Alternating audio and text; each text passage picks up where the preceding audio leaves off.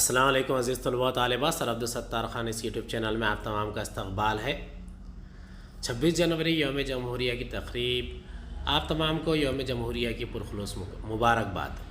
کیوں نہ ہم جشن منائیں کہ میسر ہے خوشی، کیوں نہ ہم جشن منائیں کہ میسر ہے خوشی، رشتہ کیوں غم سے بنائیں کہ میسر ہے خوشی۔ جناب صدر جلسہ، معزز مہمان خصوصی، عزت مآب اساتذہ گرامی اور میرے ہم مکتب ساتھیوں، السلام علیکم ورحمۃ اللہ وبرکاتہ۔ عزیز سامعین، میں آپ کے سامنے یوم جمہوریہ پر چند باتیں پیش کروں گا، امید ہے کہ آپ بغور سماعت فرمائیں گے۔ سب سے پہلے آپ تمام کو یوم جمہوریہ کی پرخلوص مبارکباد۔ آزادی کے لگ بھگ 3 سال بعد ہندوستانی رہنماؤں اور ماہرین قانون نے ملک کے لیے اپنا نیا آئین تیار کیا۔ یہ آئین 26 جنوری 1950 کے دن عمل میں آیا اور بھارت ایک خود مختار جمہوریت کی حیثیت سے وجود میں آیا۔ اس لیے اس دن کو یوم جمہوریت کا دن کہا جاتا ہے۔ ہر سال اس دن کو جوش و خروش کے ساتھ منایا جاتا ہے۔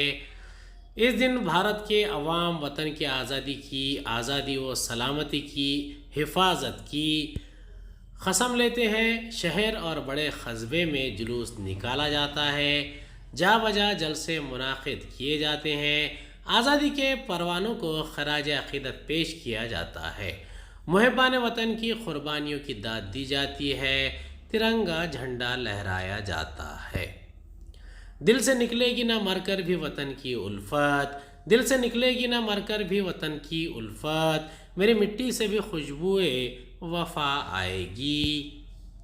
یہ دن نہ صرف محبان وطن کی قربانیوں کی یاد تازہ کرتا ہے، بلکہ ہمیں ان کے نقش قدم پر چلنے کے لیے آمادہ کرتا ہے۔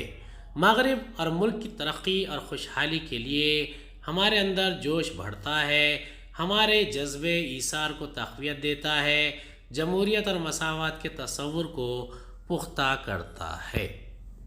اس دن کی اہمیت اور روز روشن کی مانند عیاں ہے۔ یہ دن قوم کی آزادی، یکجہتی اور سلامتی میں اعتقاد کی علامت ہے۔ اس کے ساتھ ایک تاریخ مربوط ہے جس پر ہندوستان کو فخر ہے۔ ہندوستان کی تاریخ میں 26 جنوری کا دن ہمیشہ یاد رہے گا۔ وطن کی خاک ذرا ایڑیاں رگڑنے دے، وطن کی خاک ذرا ایڑیاں رگڑنے دے، مجھے یقین ہے پانی یہیں سے نکلے گا، مجھے یقین ہے پانی یہیں سے نکلے گا۔ امید ہے آپ کو ہمارا ویڈیو پسند آیا ہوگا۔ اگلی ویڈیو میں دوبارہ ملاقات ہوگی۔ خدا حافظ۔